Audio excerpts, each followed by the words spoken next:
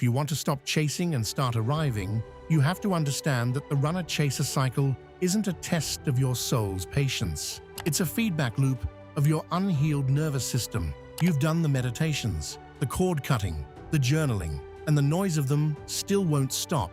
That's because your brain has coded this connection as a survival mechanism. Your ego isn't choosing the pain of the chase. It's choosing what it learned to call safety. Today, we're looking at the 5 attachment wounds driving the cycle and a specific practice to finally break it. Wound 1, the abandonment wound. This lives in the chaser.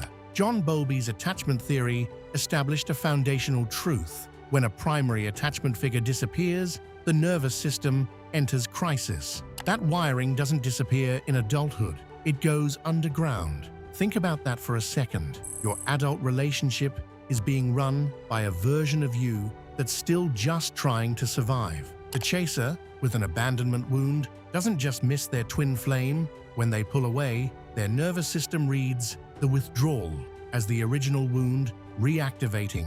Their stress hormones flood their body, and their brain goes into overdrive, searching for safety. They don't chase because they're weak. They chase because their biology coded pursuit as the only known antidote to the terror of being left. Wound 2, the betrayal wound, also in the chaser and more dangerous. The betrayal wound carries a deeper belief. Love isn't safe. Every time I open, I get hurt. So the chaser with this wound doesn't just reach out, they protest, they push, they send the message, and then the follow-up, and then the confrontation. Not to connect, to confirm the person is still there. Dr. Sue Johnson at the University of Ottawa calls this protest behavior the attachment system escalating when contact fails. The sad part is that this pushing does the exact opposite of what you want. The more the chaser pushes, the deeper the runner retreats. We've seen why the chaser pursues, but what's happening inside the runner is actually even more surprising, and it's not what you think. Wound 3, the enmeshment wound. This lives in the runner.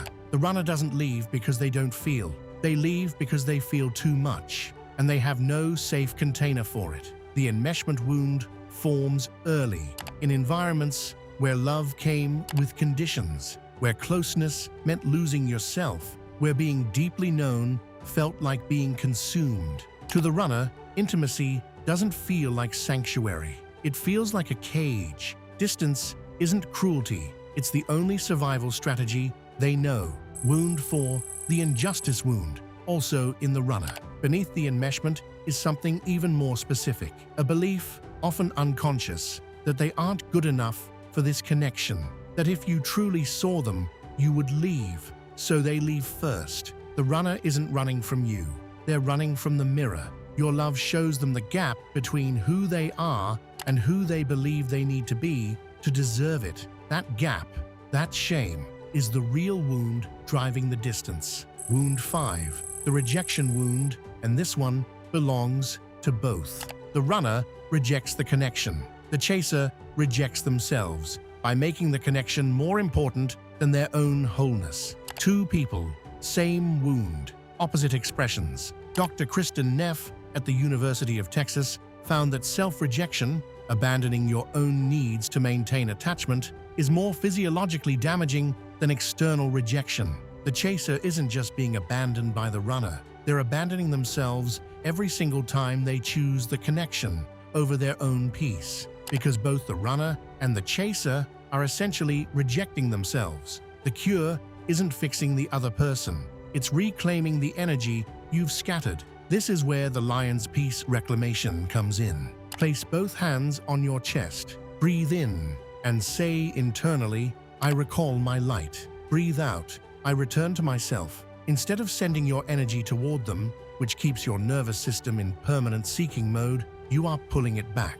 Research on interoception, the brain's ability to sense its own internal state, shows that practices redirecting attention inward measurably reduce cortisol and activate the ventral vagal state within minutes. You are not cutting the connection. You are ending the energetic outsourcing that was keeping you in the loop. The cycle ends the moment one person chooses their own wholeness over the hit of the connection. Not because wholeness doesn't include the other person, but because it stops needing them to be present, to exist. 5 wounds: abandonment, betrayal, enmeshment, injustice, rejection.